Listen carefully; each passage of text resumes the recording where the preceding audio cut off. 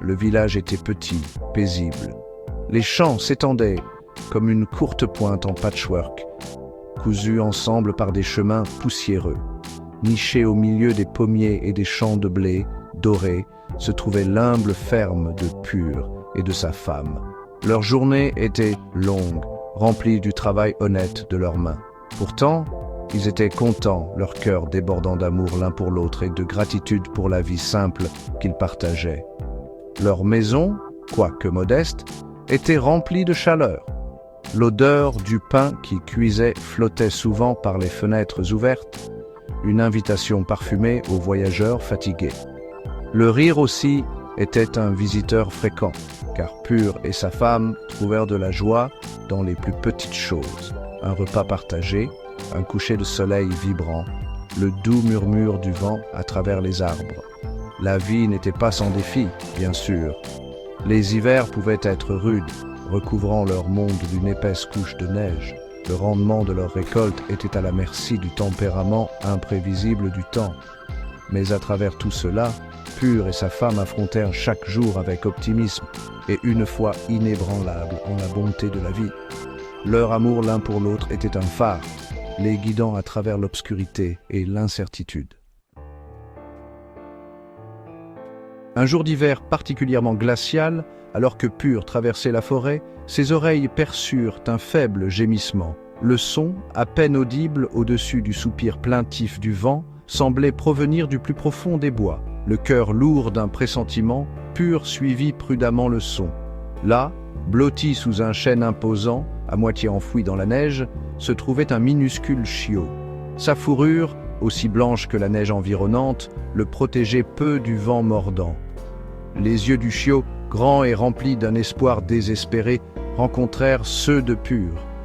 À cet instant, Pur sut qu'il ne pouvait pas laisser la créature sans défense mourir. Doucement, il prit le chiot tremblant dans ses bras, blotti en sécurité contre sa poitrine. Le chiot laissa échapper un petit soupir, comme soulagé d'avoir trouvé un sauveur. Pur se dépêcha de retourner à sa ferme, le cœur réchauffé par la petite vie qu'il portait. Le chiot, baptisé Azul pour ses yeux bleus perçants, devint rapidement un membre précieux de leur famille. La chaleur du foyer et l'amour sans borne de Pur et de sa femme le remirent bientôt sur pied. Au fur et à mesure qu'Azul grandissait, son lien avec Pur grandissait aussi. Il devint le compagnon constant de Pur, le suivant partout, au champ, lors de promenades en forêt, même au puits pour puiser de l'eau. Un matin frais de printemps, alors que Pur s'occupait de son potager, Azul se mit à aboyer avec excitation. Il gratta la base d'un vieux pommier, tout son corps tremblant d'anticipation. Intrigué, Pur posa sa houe et examina l'endroit où Azul creusait frénétiquement. La terre était meuble ici, plus facile à déplacer que la terre dure environnante, alors que Pur creusait plus profondément, ses doigts effleurèrent quelque chose de dur. Avec une excitation croissante, il dégagea la terre restante, révélant un coffre en bois patiné, cerclé de fer. Son cœur battait la chamade, alors qu'il soulevait le lourd coffre du sol. En l'ouvrant, il haleta. À l'intérieur, nichés dans du velours délavé, se trouvaient des piles de pièces d'or, des pierres précieuses scintillantes et des bijoux finement travaillés. Une fortune. Section 4. L'envie verte. La nouvelle de la richesse retrouvée de Pur se répandit dans le village comme une traînée de poudre. La plupart se réjouirent de sa bonne fortune, heureux de voir leurs voisins au bon cœur récompensés, mais tout le monde ne partageait pas leur joie. Il y avait un homme nommé Colm dont le cœur était rongé par l'envie.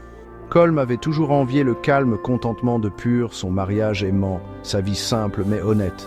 Maintenant, consommé par la cupidité, Colm jura qu'il posséderait le trésor, même si cela signifiait faire du mal à son voisin. Par une nuit sans lune, Colm se faufila sur la propriété de Pur, les yeux brûlants de malice. Il trouva Azul dormant paisiblement près de la grange, sa queue tapant doucement contre le foin. Poussé par une impulsion perverse, Colm frappa la créature innocente. Azul glapit de douleur, le son résonnant dans la nuit calme. Pur, réveillé par le vacarme, se précipita dehors pour trouver son compagnon bien-aimé gémissant dans la poussière. Il serra Azul contre lui, le cœur brisé à la vue des blessures du chien. Malgré tous ses efforts, Azul, son fidèle compagnon, succomba à ses blessures à l'aube. Section 5. La vraie richesse. Pur enterra Azul sous son pommier préféré. Il pleura ouvertement, ses larmes se mêlant à la terre. Son chagrin était profond, un témoignage de la profondeur du lien qu'ils partageaient. Mais au fil des jours et des semaines, quelque chose d'extraordinaire se produisit. À l'endroit même où Azul avait été enterré, un jeune arbre poussa. Il grandit à une vitesse étonnante, ses branches chargées des pommes les plus belles et les plus parfumées que le village ait jamais vues. Les pommes, lorsqu'on les mangeait, remplissaient ceux qui les consommaient d'un sentiment de paix et de bien-être extraordinaire. La nouvelle des pommes magiques se répandit au loin. Bientôt, des gens des villages voisins et d'ailleurs affluèrent à la ferme de Pur, désireux de goûter le fruit et de faire l'expérience de ses propriétés remarquables.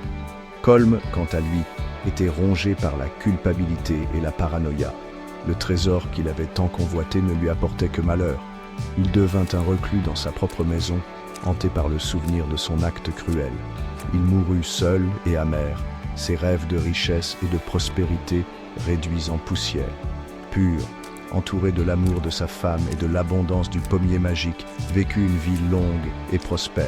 Il n'oublia jamais son fidèle ami Azul, dont la loyauté indéfectible et le sacrifice l'avaient conduit à la richesse matérielle et spirituelle.